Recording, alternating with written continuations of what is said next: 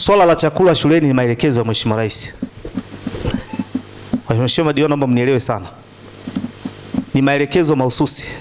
Na Mheshimiwa Rais ameingia mkataba na wakuu wa mikoa wote Tanzania. Lakini pia na si wakuu wa wilaya, tumeingia mkataba na Mheshimiwa Rais kupitia wakuu wa mikoa kuhakikisha tunahakikisha vyakula shuleni vipo. Ni jukumu la kila mmoja, sio mkuu wa wilaya peke yake, wala sio mwenyekiti wa halmashauri peke yake au mkurugenzi. Kwenye eneo lako hakikisha unasimamia shule zako zote zinapata chakula, angalau mlo mmoja. Nitashangaa sana Mheshimiwa diwani, upo hapa umevaa na majoho yetu haya afu watoto hawajala chakula shuleni. Nitakushangaa sana. Kwa hiyo nitumie baraza hili kuwaelekeza Mheshimiwa madiwani. Licha kwamba muda umebaki kidogo, nendeni mkatengeneze legacy kwenye maeneo yenu, watoto wapate chakula shuleni. Lakini kipekee nikupongeze mwenyekiti wa baraza hili. Katika kampeni ambayo tumeanza umeweza kutuunga mikono. Kuna wakati umeweza kununua mahindi mwenyewe umekabidhi kwa jamii, tena sio kata yako. Ile jambo ni jambo la kizalendo na wewe umeonyesha kuunga jitihada mkono.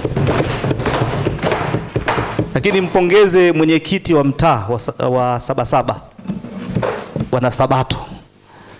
Ukifanya mazuri tutasema, ukifanya mambo ya ubunifu tutasema, lakini ukikaa kwenye kata yako, ukikaa kwenye mtaa wako, unasubiri nani akwambie ufanye nini, hatuwezi kwenda. We are telling you what to do. How to do ni wewe. What to do tutakwambia. Tunataka watoto wale chakula shuleni. Namna gani utafanya ni wewe, Mheshimiwa diwani, mwenyekiti wa mtaa, mtendaji wa kata, mtendaji wa mtaa. Sasa tunahitaji viongozi ambao ni wabunifu. Yule kijana ni mbunifu. Lazima tukubali na tukiri. Na amekuwa ni kijana ambaye anapokea maelekezo vizuri na anatekeleza. Na kama tungepata viongozi wote wa namna ile, naamini hii changamoto isingekuwa inaendelea. Kwa kila mmoja hapa jitathmini, amefanya nini kwenye kata yake. Tusiombe tu kurudi, lakini tujitathmini na sisi tumewafanyia nini wananchi. Nafikiri nimeeleka vizuri. Na ukifanya kazi vizuri zitakuuza. Zitakuuza kazi zako. Haina haja maneno. Kwa ni waombe waheshimiwa madiwani, watendaji wa kata, watendaji wa mitaa, hebu tuunge mkono jitihada za Mheshimiwa Rais. Tusiache mtu mmoja anahangaika. Lakini tumie nafasi hii kuwapongeza sana wadau mbalimbali ambao wamekuwa wakiunga mkono jitihada. Mheshimiwa mwenyekiti, naomba nimtaje kwa baraza lako. Mdau anaitwa Soya One Limited. Amekuwa ni mdau, ni mfanyabiashara, ni mchimbaji wa kuigwa. Tunao wachimbaji wengi, tunao wadau wengi, niombe waige mfano wa Soya One Limited. Juzi kati hapa ametoa kwenye halmashauri yetu chakula kwa ajili ya shuleni. Lakini ameenda kugusa mpaka ile shule ya Magufuli ya watoto wenye mahitaji maalum. Ukitoa Mwenyezi Mungu anakuongezea. Na mimi na kauli moja huwa nasema, ukitoa kwa wenye uhitaji umemkopesha Mungu.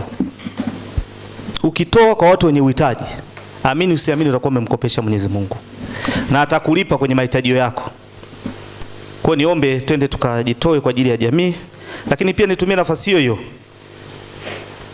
kuwaomba wadau wengine ambao wana uwezo, Mwenyezi Mungu amekupa, basi rudisha kidogo kwa jamii. Kutoa ni moyo wala sio utajiri. Wapo wengine wana hela nyingi lakini hawajawahi toa. Na mwisho wake huwa tunauona. Kwa hiyo niwaombe tuende kuishika jamii yenye uhitaji mkubwa. Kuna watoto wana hata sare za shule wanatembea uchi kwenye kata zetu. Hebu jitoe basi, nunulie kashati hata na kaptula. Watakubariki, watakuombea. Na wale ni malaika, watajua nini umekifanya kwao na wao wakifanya kitu gani. Lakini endelee kusisitiza, licha kwamba tunasisitiza wadau mbalimbali, mashirika, taasisi binafsi kuendelea kuchangia swala chakula shuleni. Swala ni wajibu wa wazazi. Tusikae nyuma. Tuwaunge mkono wale ambao wanachanga, ambao wanatoa chao kwa ajili ya jamii.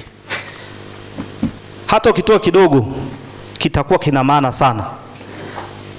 Mheshimiwa diwani wa Tulwa, ni kuombe nenda kasisitize, kafanya hamasa kubwa, watu wachangie shuleni. Umetuambia hapa una shule na watoto wengi na umeuliza tutawezeje kuwalisha. Ni lazima tuweze. Kama nilivyokuambia, tunakuambia nini cha kufanya, namna gani ya kufanya ni wewe mheshimiwa diwani kwenye kata yako. Nenda mkaonyeshe mfano. Nilikuwa nawaambia shule moja, hata walimu siku moja basi kwenye kikao cha wazazi, bebeni na nyie debe 2 2. Mtaona wazazi watakavyowaunga mkono.